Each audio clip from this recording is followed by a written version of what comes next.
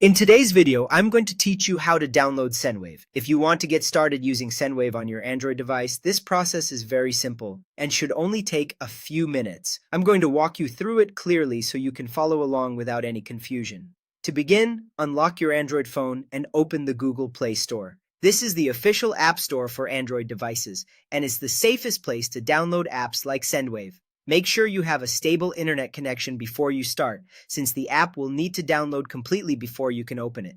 Once you're in the Play Store, tap on the search bar at the top of the screen and type in Sendwave.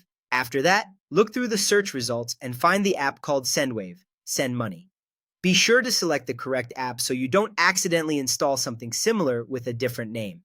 Taking a moment to confirm the title can help you avoid downloading the wrong application. When you find the right app, tap on it to open the app page. On that screen, you'll see the Install button. Go ahead and tap Install to begin downloading the app to your phone. Depending on your internet speed, this may happen quickly or take a little longer, so just give it a moment to finish. During this part, your phone may show a progress indicator so you can see how much of the download is complete. After the download and installation are finished, you'll see the option to open the app. Tap Open to launch Sendwave for the first time. At this point, the app should load and take you to the welcome screen. From there, you can choose to sign up if you're new to Sendwave or log in if you already have an account. Just follow the on-screen instructions to continue.